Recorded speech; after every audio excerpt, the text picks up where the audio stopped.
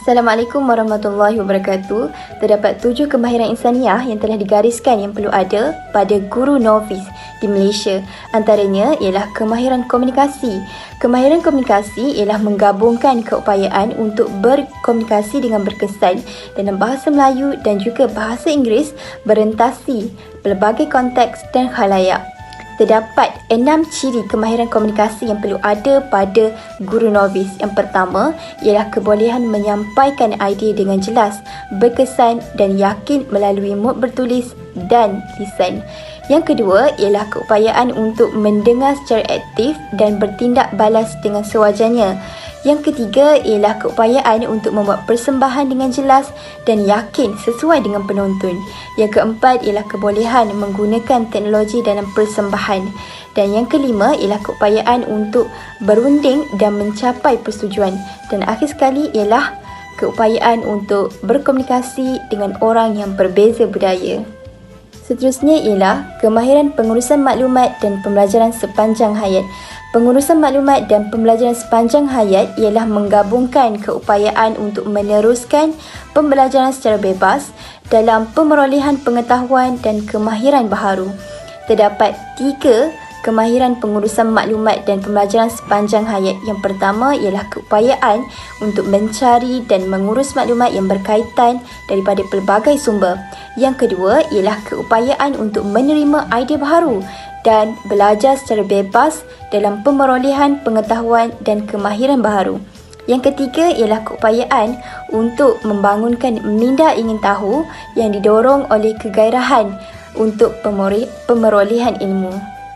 Kemahiran insaniah yang seterusnya ialah berfikir secara ketika dan penyelesaian masalah. Berfikir secara ketika adalah kebolehan untuk berfikir secara jelas dan juga rasional. Seseorang yang berfikir secara ketika akan mempertimbangkan sesuatu idea dengan cara menilai, membezakan dan menyoal sama ada sesuatu perkara itu benar ataupun salah dengan melihat kepada alasan-alasan yang dikemukakan agar dapat membantu dalam membuat sesuatu keputusan. Kepentingan berfikir secara ketika adalah pertama, dapat membantu mengenal pasti, menjana dan juga menilai sesuatu hujah dengan baik. Yang kedua, dapat menyelesaikan hujah yang tidak konsisten dan kesilapan biasa yang berlaku dalam proses pemikiran kritikal. Dan yang ketiga, dapat mengenal pasti kerelevanan dan juga kepentingan sesuatu idea. Penyelesaian masalah pula bermaksud proses mental yang memerlukan seseorang itu berfikir secara ketika dan juga kreatif dengan mencari idea-idea alternatif dan juga langkah-langkah tertentu untuk mengatasi halangan ataupun kekurangan dan mencari jalan untuk menyelesaikan dengan mengkaji dan juga meneliti bagaimana masalah tersebut boleh terjadi, cara menghadapi masalah tersebut, cara menyelesaikan dan seterusnya mengambil keputusan terbaik untuk mengatasi masalah tersebut. Kepentingan penyelesaian masalah yang pertama, sesuatu urusan atau perkara yang melibatkan kehidupan manusia akan dapat diuruskan dengan lancar dan juga berdesain. Yang kedua, dapat merangsang perkembangan intelek seseorang individu itu. Contohnya dapat meningkatkan lagi perkembangan kognitif dalam perkembangan seorang supaya lebih cepat untuk menyelesaikan masalah yang sering berlaku dalam kehidupan. Dan yang ketiga, dapat membantu seseorang individu dalam membuat keputusan kerana pengetahuan dalam matematik membolehkan seseorang individu itu untuk mengumpul, menganalisis maklumat dan juga membuat didaksi. Kemahiran insaniah yang seterusnya adalah kemahiran bekerja secara berkumpulan. Kemahiran bekerja secara kumpulan bermaksud menggabungkan keupayaan untuk bekerjasama dengan orang lain yang berbeza latar belakang bagi mencapai satu objektif atau tujuan yang sama. Terdapat banyak kepentingan kerja berpasukan. Antaranya adalah keupayaan untuk mewujudkan hubungan yang baik, berinteraksi dengan orang lain dan bekerja secara berkesan dengan rakan sekerja untuk mencapai satu objektif yang sama. Kedua adalah keupayaan untuk mengenali dan menghormati sikap, tindakan serta pandangan dan kepercayaan masing-masing.